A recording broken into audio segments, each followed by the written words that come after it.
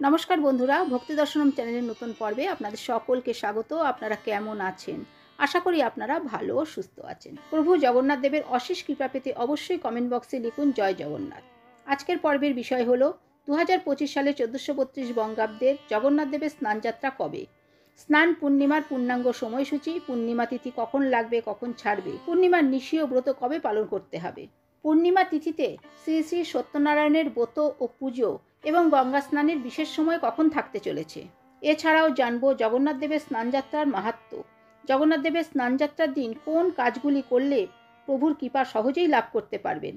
সবকিছুই জানবো আজকের পর্বে। ভিডিওটি সম্পূর্ণ দেখার অনুরোধ রইল। তার আগে বন্ধুরা, এখনও যারা ভক্তি দর্শনম চ্যানেলটিকে সাবস্ক্রাইব করেননি তারা চ্যানেলটিকে সাবস্ক্রাইব করে পাশে থাকা অল নোটিফিকেশনে ক্লিক করে দেবেন পরবর্তী ভিডিওটি পাওয়ার জন্য। শাস্ত্র মতে জ্যৈষ্ঠ মাসের পূর্ণিমা তিথিতে স্বয়ম্ভু মনুর যজ্ঞের প্রভাবে জগন্নাথ দেব আবির্ভূত হয়েছিলেন। সেই কারণে এই তিথিকে জগন্নাথ দেবের জন্মতিথি হিসেবেও পালন করার নির্দেশ দিয়েছিলেন স্বয়ং মনু। তাই জগন্নাথ দেবের জন্মদিন উপলক্ষে এই বিশেষ তিথিতে স্নানযাত্রা উৎসবটি পালন করা হয়ে থাকে। জগন্নাথ, বলরাম এবং সুভদ্রার রথযাত্রার 15 দিন আগে স্নানযাত্রা উৎসবটি পালন করা হয়। 108 ঘড়া জলে স্নান করে গরমের পর শরীর শীতল করেন ভগবান জগন্নাথ দেব, ভগবান বলরাম এবং দেবী সুভদ্রা। আর তারপরেই প্রবল জ্বরে কাবু হন মহাপ্রভু জগন্নাথ, বলরাম ও সুভদ্রা। রাজবৈদ্য তাদের চিকিৎসা করেন। ঈশ্বরের এই অসুস্থতার সময়টিকে অনসর বা অনসরকাল বলা হয়ে থাকে। এই সময় ভক্তরা জগন্নাথ দেবের দর্শন করতে পারেন না। জ্যৈষ্ঠ পূর্ণিমা তিথিতে স্নানযাত্রা অনুষ্ঠিত হয় বলে এই অনুষ্ঠানকে স্নান পূর্ণিমা বা দেব স্নান পূর্ণিমা বলা হয়ে থাকে। মহা স্নানের আগে পর্যন্ত রত্নবেদিতেই অবস্থান করেন জগন্নাথ দেব। প্রথমে জগন্নাথ, তারপর বলভদ্র এবং শেষে সুভদ্রাকে পুষ্পাঞ্জলি দিয়ে পুজো করেন মন্দিরের সেবায়েতরা। তারপর 3 ভাই বোনকে নিয়ে যাওয়া হয় স্নান বেদিতে।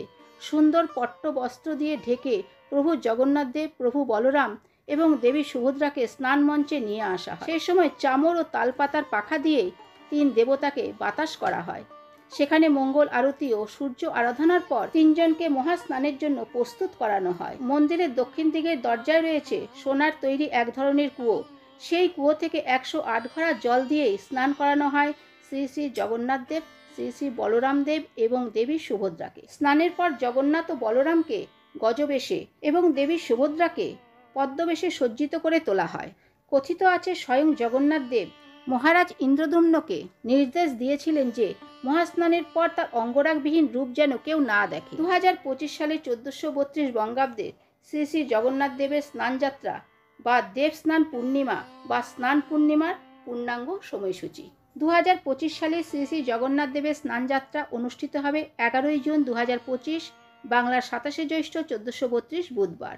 স্নান পূর্ণিমার পূর্ণিমা তিথি শুরু হবে 10 জুন 2025, বাংলার 26 জ্যৈষ্ঠ 1432 মঙ্গলবার বেলা 11টা 5 মিনিটে এবং পূর্ণিমা তিথি সমাপ্ত হবে 11 জুন 2025, বাংলার 27 জ্যৈষ্ঠ 1432 বুধবার বেলা 12টা 38 মিনিটে। পূর্ণিমার নিশি পালন করা হবে 10 জুন 2025, বাংলার 26 জ্যৈষ্ঠ 1432 মঙ্গলবার। পূর্ণিমার ব্রত উপবাস পালন করা হবে 11 জুন 2025, বাংলার 27 জ্যৈষ্ঠ 1432 বুধবার।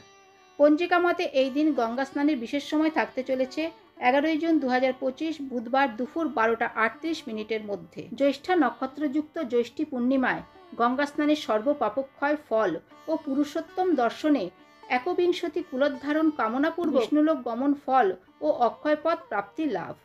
জগন্নাথ দেবের এই স্নান পূর্ণিমা একটি অত্যন্ত পবিত্র দিন।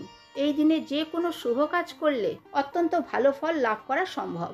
এই উৎসবটি দেশের নানান জায়গায় পালন করা হয়ে থাকে। এই স্নান যাত্রার দিন যদি কিছু বিশেষ সহজ সরল উপায় করা যায় তাহলে সুখ, সমৃদ্ধি ও সৌভাগ্য বৃদ্ধি পায়।